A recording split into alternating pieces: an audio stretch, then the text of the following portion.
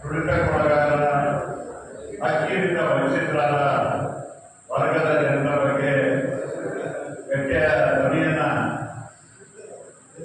ಗಟ್ಟಿ ಧ್ವನಿಯಲ್ಲಿ ಮಾತನಾಡ್ತಕ್ಕಂಥ ಸ್ವಾಮೀಜಿಯವರೇ, ವೇದಿಕೆ ಮೇಲಿರುವ ಸ್ನೇಹಿತರೆ, ನಮ್ಮ ಈ ಕಾರ್ಯಕ್ರಮಕ್ಕೆ ಬಂದಂತ ಎಲ್ಲ ಸೈನಿಕರೇ, ನಮ್ಮ ಇನ್ನೊಂದು ಜಿಲ್ಲೆಯಲ್ಲಿ ಹಿಂದುಳಿದ ಒಕ್ಕೂಟ ಅಧ್ಯಕ್ಷರು ನಮ್ಮ ಚಂದ್ರಕುಮಾರ್ ಅವರು ಜಿಲ್ಲಾ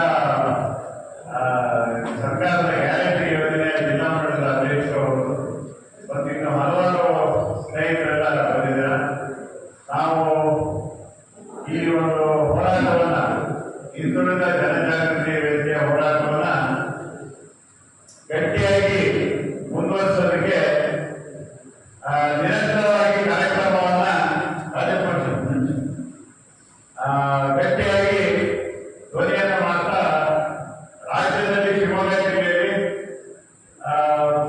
ಬಹಳ ವ್ಯವಸ್ಥಿತವಾಗಿ ಕಾರ್ಯಕ್ರಮಗಳನ್ನು ಮಾಡಿದರು.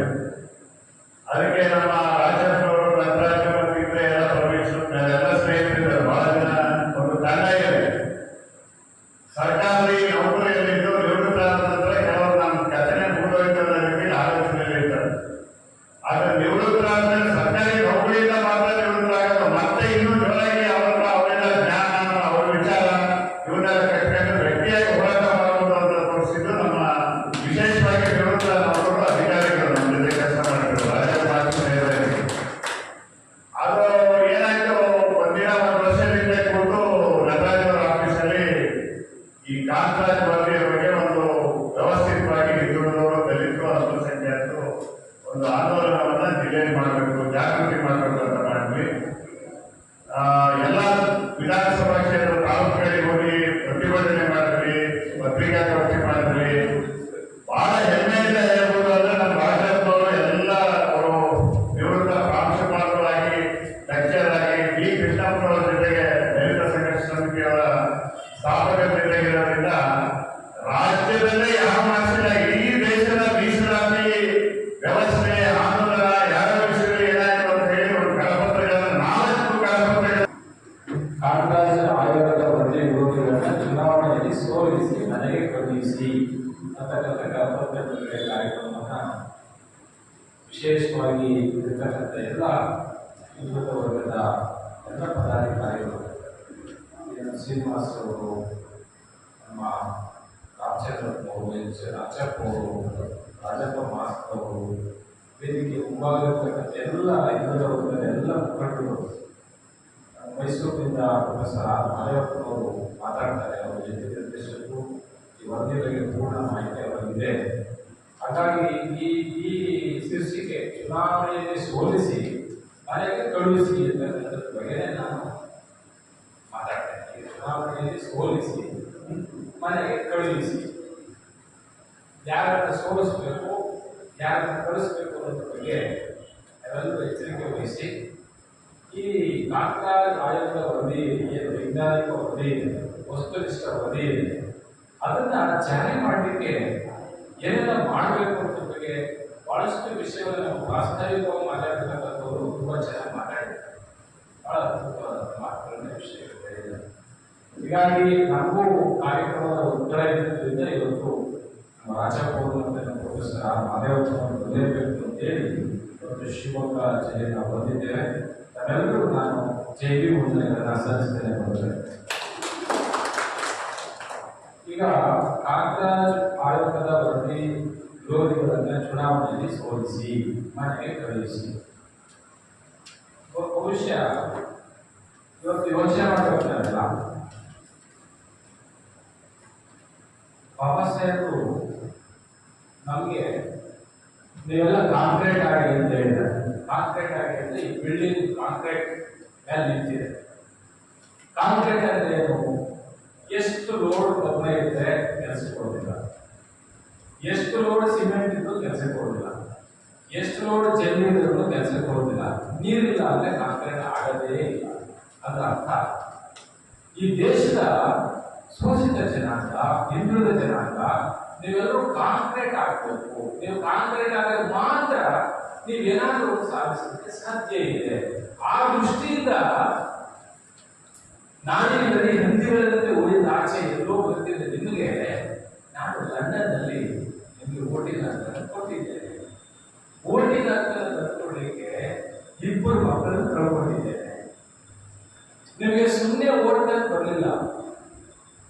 ಈ ಓಟಿನ ಹಕ್ಕಿಗೋಸ್ಕರವಾಗಿ ಬಾಬಾ ಸಾಹೇಬ್ 2 ಮಕ್ಕಳನ್ನು ಕಳ್ಕೊಂಡಿದ್ದಾರೆ. ಇವಾಗ ನಿಮಗೆ ಪ್ರಾಸ್ತಾವಿಕ ಮಾತುಗಳನ್ನು ಮಾಡಿದ್ದಾರೆ ಶ್ರೀನಿವಾಸ್ ಅವರೇ. ಸ್ವಾಮೀಜಿಯವರು ನಾನು ಮಾತಾಡಬೇಕಾದಂಥ ಹಲವಾರು ವಿಚಾರಗಳನ್ನು ಮಾತನಾಡಿದ್ದಾರೆ. ಸ್ವಾಮೀಜಿಯವರೇ, ಹಾಗೆ ರಾಜಪ್ಪ ಮಾಸ್ಟರ್, ನನ್ನದೊಂದು ಪ್ರಶ್ನೆ, ಈ ಪ್ರಶ್ನೆನ ನಿಮ್ಮಲ್ಲೇ ಆಗೋಣ ಅಂತ ಹೇಳಿ ಬಂದದ್ದು. ಔಟ್ ಯುನೈಟ್ ಅವತ್ತಿನ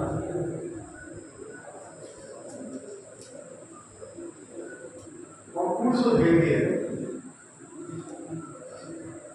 ಇದನ್ನ ನಾವೆಲ್ಲರೂ ಕೂಡ ಮನೆಗೆ ಹೋದ್ಮೇಲೆ ಕಾಫಿ ಟೈಮಲ್ಲಿ, ಊಟದ ಟೈಮಲ್ಲಿ, ಸಾಯಂಕಾಲ ವಾರಗಳು ಮಾಡುವ ಸಂದರ್ಭದಲ್ಲಿ ಸ್ನೇಹಿತರು ಒಂದು ನಿಮಿಷ ನೀವು ಇದನ್ನ ಚರ್ಚೆ ಮಾಡಬೇಕು. ಸ್ವಾಮೀಜಿಯವರು ಹೇಳಿದಾಗ ಇಷ್ಟಕ್ಕೆ ಇದು ಮುಗಿಬಾರ್ದು. ಇದು ಇಡೀ ಜಿಲ್ಲೆಯ ವ್ಯಾಪ್ತಿಯಲ್ಲಿ ಚರ್ಚೆ ಆಗಬೇಕು. ಈಗಾಗಲೇ ಶ್ರೀನಿವಾಸ್ ಅವರು ಹೇಳಿದ್ರು, ನಾವು ಎಲ್ಲ ತಾಲೂಕಿನಲ್ಲಿ ಸಭೆಗಳನ್ನು ನಡೆಸಿ ಜಾಗೃತಿಯನ್ನು ಉಂಟು ಮಾಡಿದ್ದೀವಿ ಅಂತ ಹೇಳಿ. ನಾನು ರಾತ್ರಿ ಏನು ಮಾತಾಡಬೇಕು ಅಂತ ಯೋಚನೆ ಮಾಡ್ತಾ ಈ ಪಟ್ಟಿ ಹಾಕೊಂಡೆ. Out unite OBC SC ST ಅಂತ.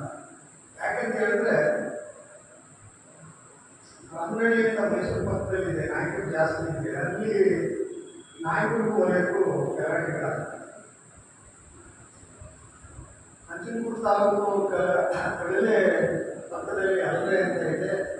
ಮೊನ್ನೆ ನಾಯಕರು ಮಳೆ ಬೀದಿಗೆ ನುಗ್ಗಿ ಬರ್ತಿದ್ದಾರೆ. ಗುಂಡ್ಲುಪೇಟೆನಲ್ಲಿ ನಾಯಕರು ದಲಿತರು ಗಲಾಟೆ ಆಗ್ತಾರೆ. ಹುಣಸೂರಲ್ಲಿ ನಾಯಕರು ದಲಿತರು ಗಲಾಟೆ ಆಗ್ತಾರೆ. ಆ ಭಾಗದಲ್ಲಿ ಪತ್ರಿಕೆಯಲ್ಲಿ ಬರ್ತದೆ. ಹಾಗಾಗಿ ನನಗೆ ಇಷ್ಟು ಮಾಹಿತಿ. ಈ ಭಾಗದಲ್ಲಿ ದಲಿತರ ಮೇಲೆ ಎಷ್ಟು ಅಟ್ರಾಸಿಟೀಸ್ ಆಗ್ತವೆ ಅಂತಕ್ಕಂಥ ಮಾಹಿತಿ ನಮಗೆ ಪತ್ರಿಕೆ ಸಿಗದೇ ಇರೋ ಕಾರಣ ಅದೆಲ್ಲ ನಿಮಗೆ ಗೊತ್ತಿರ್ತದೆ. ಯಾಕೆಂದರೆ ದಲಿತರ ಮೇಲೆ ಇಡೀ ದೇಶದಲ್ಲಿ, ರಾಜ್ಯದಲ್ಲಿ ಅಷ್ಟೇ ಅಲ್ಲ, ಕನ್ಯಾಕುಮಾರಿಯಿಂದ ಕಾಶ್ಮೀರದವರೆಗೂ ಕೂಡ ದಲಿತರ ಮೇಲೆ ಅಟ್ರಾಸಿಟೀಸ್ ಮಾಡ್ತಾ ಇರ್ತಕ್ಕಂಥ ಯಾರು ಅಂತ ಹೇಳಿದ್ರೆ ಬ್ಯಾಕ್ವರ್ಡ್ ಕ್ಲಾಸ್. ಆ ಬ್ಯಾಕ್ವರ್ಡ್ ಕ್ಲಾಸ್ ನಕ್ಸು ಕೂಡ ಅವ್ರು ಯಾರು ಅಂತ ಹೇಳಿದ್ರೆ ಮನುವಾದಿಗಳು. ಇಂತಹ ಸಂದರ್ಭದಲ್ಲಿ ಬ್ಯಾಕ್ವರ್ಡ್ ಕ್ಲಾಸ್ ಅನ್ನ ಯುನೈಟ್ ಮಾಡುವುದು ಹೇಗೆ? ಇದು ಬಹಳ ಕಠಿಣ. ಈ ದೇಶಕ್ಕೆ ಕಿಂಡಲ್ ಅಂತಕ್ಕಂಥವರ ಮರಿ ಮೊಮ್ಮಗ ಬಂದಿತ್ತು. ಮಗ, ಮೊಮ್ಮಗ, ಮರಿ ಮೊಮ್ಮಗ ಅಂದರೆ 3ನೇ ತಲೆಮಾರಿನ ಒಬ್ಬ ಕಿಂಡಲ್ ಸಂಬಂಧಿಕರು ಬಂದು ಇಡೀ ಇಂಡಿಯಾದಲ್ಲಿ ಅವರು ಬೇರೆ ಬೇರೆ ಜಾಗಗಳನ್ನು ನೋಡಿ ಒಂದು ಸ್ಟೇಟ್ಮೆಂಟನ್ನು ಕೊಡ್ತಾರೆ. ಅವರು ಎಲ್ಲಿ ನೋಡ್ತಾರಂತೆ, ಅಕ್ಬರ್ ಚಿತ್ರವನ್ನು ನೋಡಿದಾಗ ಆತ ಕೈಯಲ್ಲಿ ಖಡ್ಗ ಇಟ್ಕೊಂಡಿರ್ತಕ್ಕಂಥದ್ದು.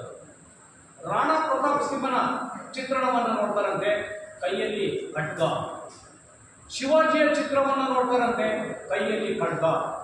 ಬ್ರಿಟಿಷರ ಅನೇಕ ಅಧಿಕಾರಿಗಳ ಕೈಯಲ್ಲಿ ನೋಡ್ತಾರಂತೆ ಖಡ್ಗ.